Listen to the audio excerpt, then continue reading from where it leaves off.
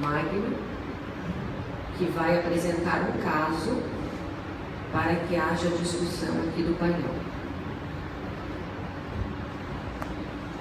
Bom dia a todos, obrigado Mário, Eduardo, pelo honroso convite, é um prazer estar aqui. Eu vou falar sobre o papel da remoção da hialoide posterior nos casos de retinopatia diabética proliferativa e descolamento tracional da retina.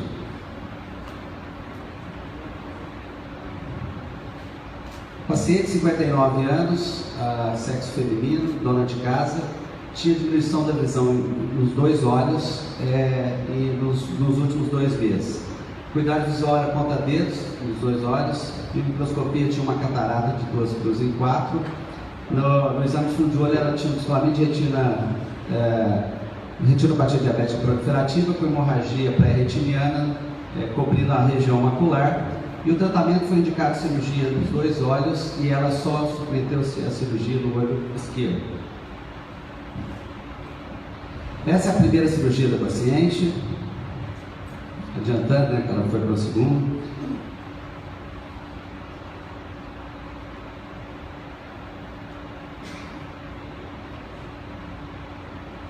Tinha hemorragia subhialoideia, então a hialoide teoricamente estaria descolada e a hemorragia seria atrás da hialoide, né? Então removi essa hialoide, removi esse sangramento. Eu vou adiantar porque a segunda cirurgia, eu acho que é mais interessante para a gente ter uma ideia. Remoção do neovaso na cabeça do nervo óptico, um pequeno sangramentos ali na hora.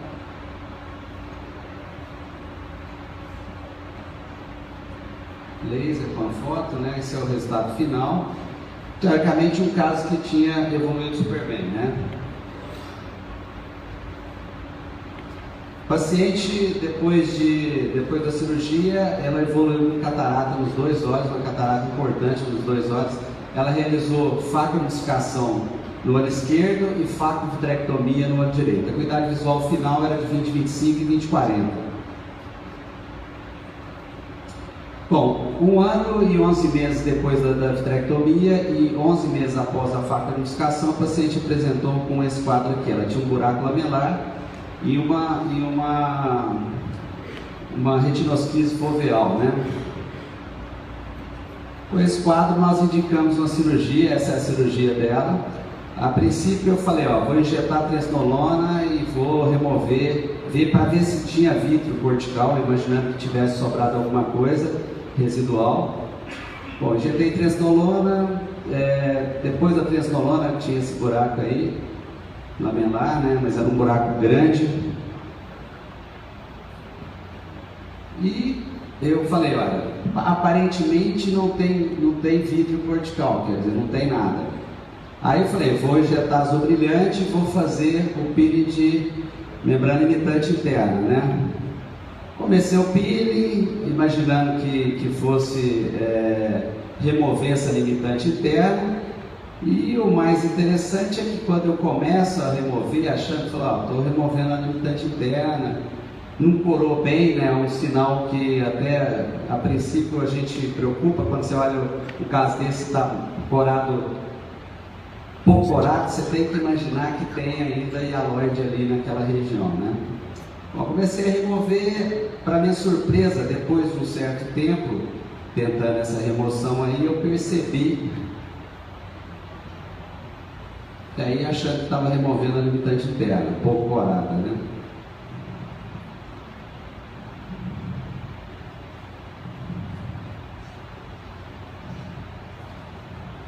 Mas para minha surpresa, o que aconteceu? Quando eu comecei a remover mesmo, eu notei que ali,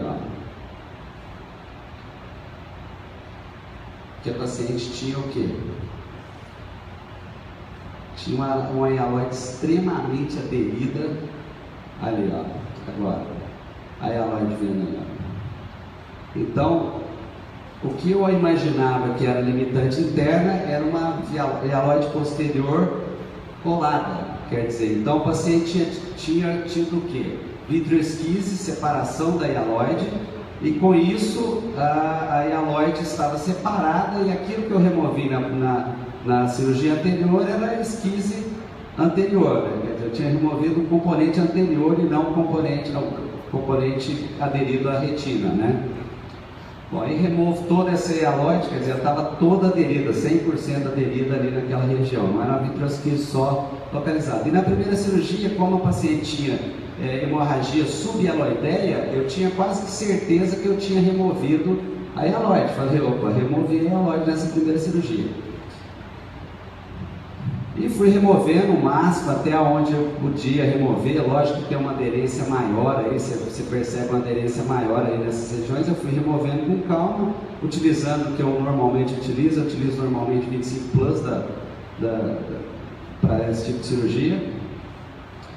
Bom, removi. Feito isso, eu fui agora remover o quê? Remover a membrana limitante interna. Eu corei novamente a limitante interna e removi essa limitante interna toda, pensando nesse buraco lamelar, nessa área de tração. Quer dizer, eu falei, ó, tem tração, no caso aí tinha tração antero-posterior e tração tangencial, né? Agora sim, partindo para remover a hialoide posterior, a limitante interna.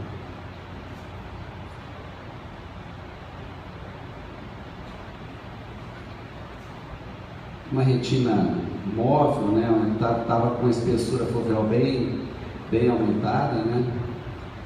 Aí removo o máximo que eu posso aí, removi, comecei pelo lado nasal, teoricamente um pouquinho mais difícil. Assim como a hialoide posterior estava bem aderida, a limitante também bem aderida.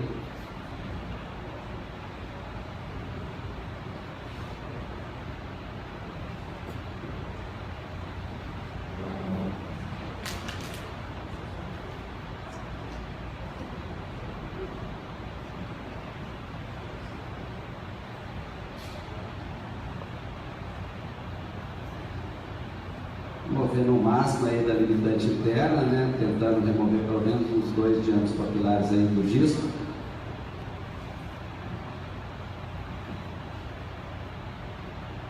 Esse aspecto final, né? Depois da troca, fluido casosa, coloquei SF6.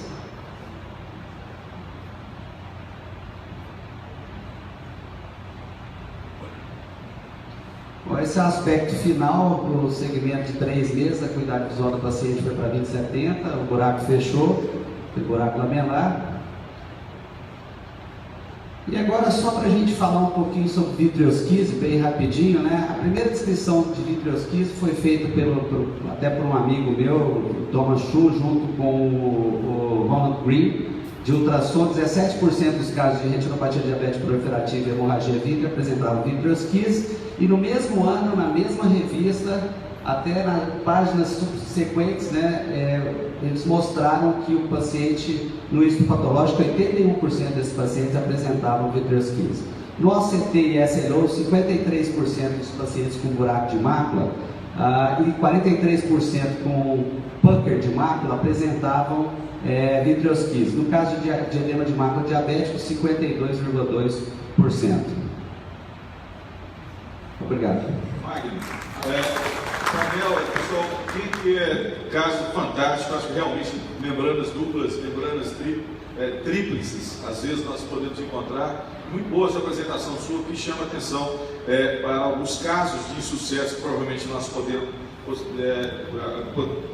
poderíamos ter feito a mesma situação. Perguntar para o painel quem é que teve casos semelhantes, o que faz para evitar que situações como essa possam acontecer.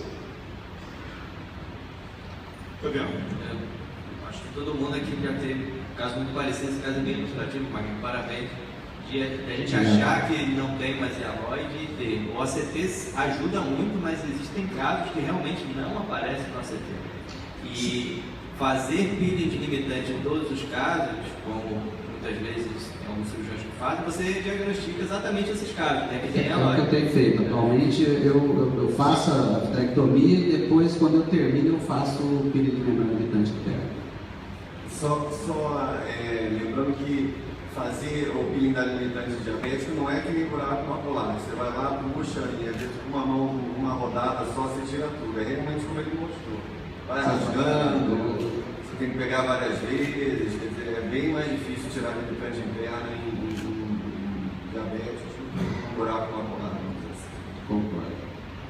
Obrigado, gente. Obrigado. Excelente caso, mãe. Parabéns, Magno. Agora